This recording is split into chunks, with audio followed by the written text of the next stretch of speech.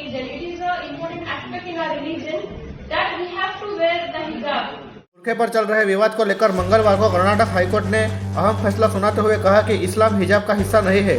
साथ ही शैक्षणिक संस्थानों में ड्रेस कोड का पालन करने को भी कहा गया था, लेकिन हिजाब के समर्थकों को यह बात हजम नहीं हुई और उन्होंने सुप्रीम कोर्ट में चुनौती देने की बात कही है। कर्नाटक के उडुपी में बुधवार 16 मार्च 2022 को फिर से स्कूल और कॉलेज खुल गए हैं। इसी बीच समाचार एजेंसी ANI ने उडुपी के स्कूल और कॉलेज में जाते हुए छात्राओं की तस्वीरें और वीडियो जारी की है, जिसमें कि PU कॉलेज के दृश्य भी शामिल थे। वीडियो में स्पष्ट रूप से देखा जा सकता है कि कुछ छात्राएं बुर्का पहनकर संस्थान में प्रवेश कर रही है। इसी बीच उडुपी के उपायुक्त MK राव ने भी स्कूल और कॉलेज का दौरा किया, जिसके बाद उन्होंने बताया कि कक्षाएं सामान्य रूप से चल रही है। छात्रों, शिक्षकों, अभिभावकों और अन्य लोगों को जिले में शांति और सौहार्द बनाए रखने में मदद के लिए आगाह किया गया है कि हाईकोर्ट का फैसला आने से पहले राज्य में कई जगहों पर 21 मार्च तक के लिए धारा 144 लागू की गई थी और उडुपी के बहुत से स्कूल और कॉलेज भी बंद किए गए थे। कर्नाटक हाईकोर्ट ने अपने फैसले में कहा था कि हिजाब पहनना इस्लामी प्रथा या आस्था का जरूरी हिस्सा नहीं है। स्कूल यूनिफॉर्म अधिकारों का उल्लंघन नहीं है।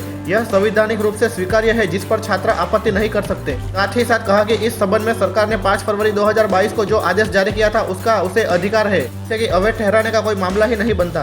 इस आदेश में राज्य सरकार ने उन कपड़ों को पहनने पर रोक लगा दी थी जिससे कि स्कूल और कॉलेज में समानता, अखंडता और सार्वजनिक व्यवस्था बाधित होती है। सुप्रीम कोर्ट ने बुधवार 16 मार्च को हिजाब के मामले में कर्नाटक हाईकोर्ट के फैसले के खिलाफ दाखिल अपील पर जल्द सुनवाई करने पर इनकार कर दिया। सुप्रीम कोर्ट ने बताया है कि वह होली की छुट्टी के बाद कर्नाटक हिजाब प्रतिबंध के खिलाफ दायर की गई याचिका पर सुनवाई करेंगे। वहीं दूसरी ओर अमीर-ए-शरीयत कर्नाटक मौलाना सगीर अहमद खान रश्दी ने हिजाब से संबंधित उच्च न्यायालय के फैसले पर दुख व्यक्त करते हुए गुरुवार 17 मार्च 2022 को राज्यव्यापी बंद करने का आह्वान किया है। वीडियो में रश्दी ने कहा कि मैं सभी मुसलमानों से अनुरोध करता हूं कि वे पढ़े गए इस फतवे को ध्यान से सुने और इसका सख्ती से पालन करें। इसके बाद उन्होंने मुस्लिम समुदाय के हर वर्ग से बंद में भाग लेने की अपील की। वहीं एक दूसरे मामले में उडुपी में government pre university girls college की 6 मुस्लिम छात्राओं ने कक्षाओं के अंदर हिजाब पहनने की अनुमति मांगने वाली उनकी याचिका को कर्नाटक उच्च न्यायालय द्वारा खारिज किए जाने के एक दिन बाद भी वो कक्षा में नहीं आई। छात्राएं अपने स्टैंड पर अड़ी रही। वे बिना स्कार्फ के कॉलेज में प्रवेश नहीं करेगी और कानूनी रूप से केस लड़ेगी। शिवमोगा के कमला नेहरू कॉलेज में जहां सबसे पहले हिजाब को लेकर हंगामा शुरू हो चुका था,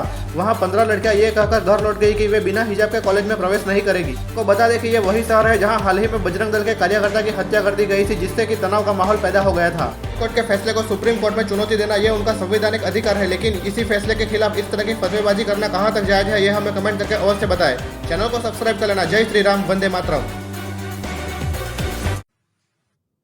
We are of the considered opinion that wearing of hijab by Muslim women does not form a part of essential religious practice in Islamic faith. The answer to our second question is we are of the considered opinion that the prescription of a school uniform is only a reasonable restriction, constitutionally permissible, which the students cannot object to. The answer to third question is, in view of above, we are of the considered opinion that the government has power to issue the impugned government order dated 5/2/2022 and no case is made out for its invalidation. The answer to fourth question is, we are of the considered opinion that no case is made out in writ petition number 2146/2022 for issuance of a direction for initiating disciplinary inquiry against respondents 6 to 14. The prayer for issuance of writ of quo warranto against respondent number 15 and 16 is rejected, being not maintainable. Accordingly, in the above circumstances, all these writ petitions, being devoid of merits, are liable to be and accordingly are dismissed.